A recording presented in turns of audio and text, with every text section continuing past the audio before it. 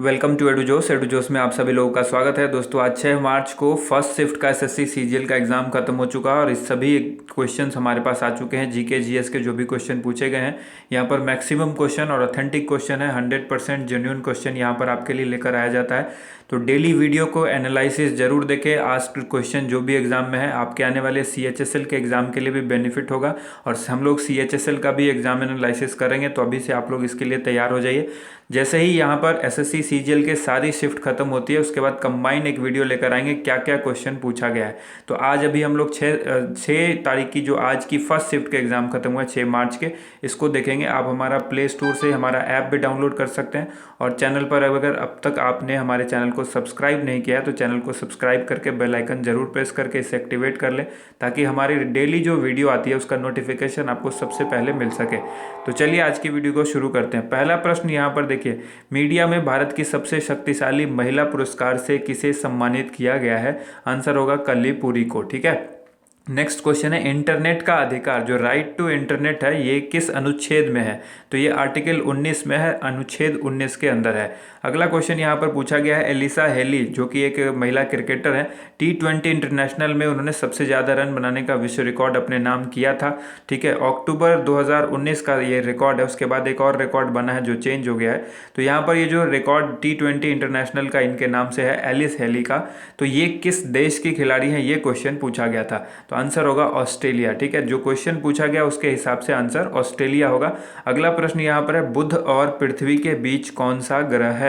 तो बहुत ही इंपॉर्टेंट है, आपको सोलर प्लैनेट के बारे में एक बार सब कुछ देख लेना होगा। कौन से ग्रह को चमकीला ग्रह कहते हैं? ठीक है, मॉर्निंग या इवनिंग का स्टार किसको कहते हैं? इसके बाद यहाँ पर देखिए अगला जो क्वेश्चन, इस क्वेश्चन का आंसर क्या होगा? शुक्र इसका आंसर होगा। बुध और पृथ्वी के बीच में ये शुक्र ग्रह होता है। इसके बाद क्वेश्चन है, गोल गुंबज कहाँ पर है? ये क्वेश्चन मुझे लग रहा है पहले भी पूछा जा चुका है, तो ये रिपीटेड क्वेश्चन है। अगर ये क्वेश्चन नहीं पूछा गया है तो आप कमेंट करके बताइए। एक कैंडिडेट ने मुझे बताया कि ये क्वेश्चन भी पूछा गया है, इस क्वेश्चन पर मुझे डाउट है। ठीक है, 5 नंबर क्वेश्चन पूछा गया था या नहीं आप ये बताइएगा। गोल गुंबज जो है बीजापुर कर्नाटक में है। इसके बाद एक क्वेश्चन पूछा गया, नूरजहां या फिर इसी का जो नाम है मेहरुन्निसा, ये किन की पत्नी है? वो पूछा गया था। तो जहांगीर की पत्नी थी। ठीक है, जहांगीर की ये अंतिम पत्नी थी, याद रखिएगा। नूरजहां, इन्होंने पहले मेहरुन्निसा इनका नाम था, जब इन्होंने शादी की जहांगीर ने अब खुद से, तो इसका नाम नूरजहां रखा है। इसके बाद मदारी किस राज्य का खेल है? ये क्वेश्चन पूछा गया है। तो देखिए मदारी जो है वो महाराष्ट्र राज्य से बिलोंग करता है। इसके बाद क्वेश्चन है, जायकवाड़ी डैम किस राज्य में है या किस नदी पर? ऐसा क्वेश्चन पूछा गया है। तो अगर राज्य पूछा गया है तो ये महाराष्ट्र में है और अगर नदी पूछी गई है तो इसका आंसर गोदावरी नदी होगा।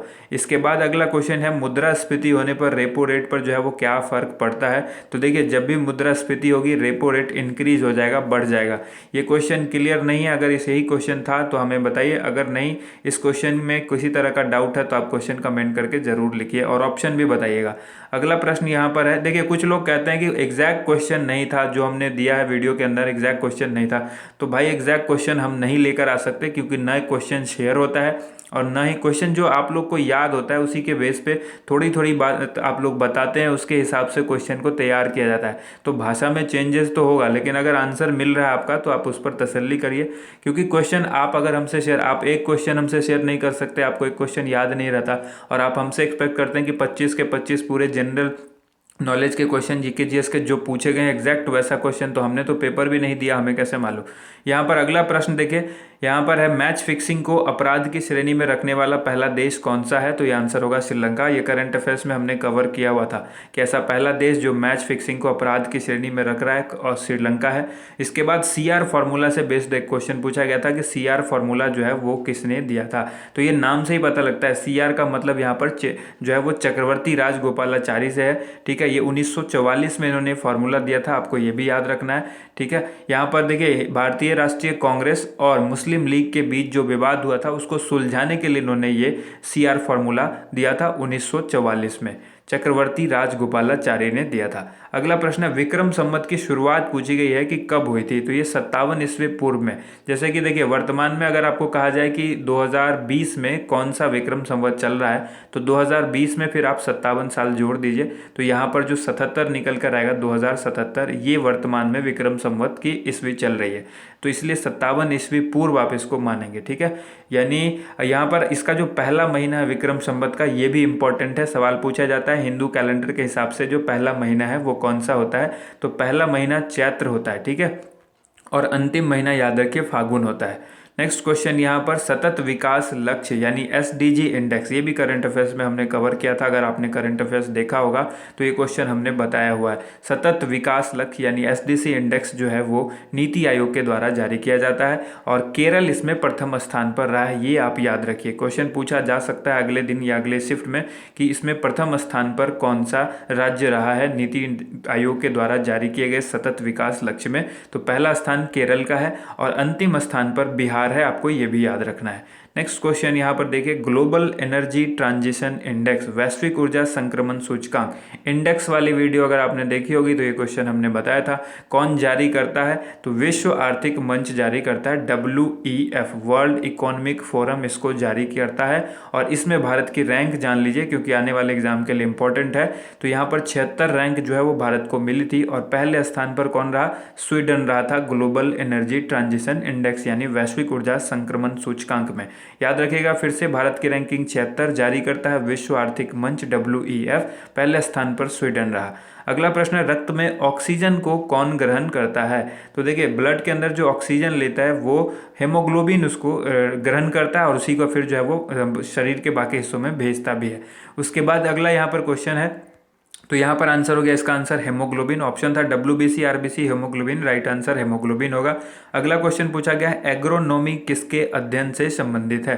तो ये फसल और मिट्टी इन दोनों से, क्रॉप्स और सॉइल दोनों के लिए ये जो है वो एग्रोनॉमी यूज किया जाता है, इसकी स्टडी को एग्रोनॉमी कहते हैं। फसलों की स्टडी को या मिट्टी की स्टडी को यहाँ पर एग्रोनॉमी कहा जाता है। अगला यहाँ पर जो प्रश्न है वो है, जूनियर अंडर 19 विश्व कुश्ती चैंपियनशिप में किसने जीता है? तो जूनियर अंडर 19 विश्व कुश्ती चैंपियनशिप यानी रेसलिंग का अंडर 19 जूनियर चैंपियनशिप जो है वो किसने जीता?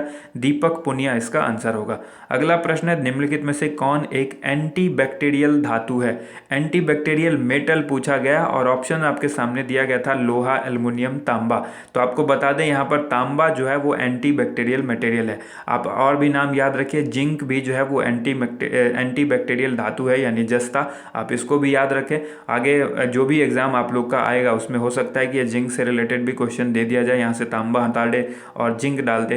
तो आप इस चीज़ को ध्यान रखिए कि जो जिंक है, फिर निकेल है, ये तांबा है, ये सारे जो है एंटी बैक्टीरियल है, ठीक है। अगला प्रश्न यहाँ पर देखिए, नेक्स्ट क्वेश्चन है, महिलाओं का प्राथमिक यौन अंग कौन सा है?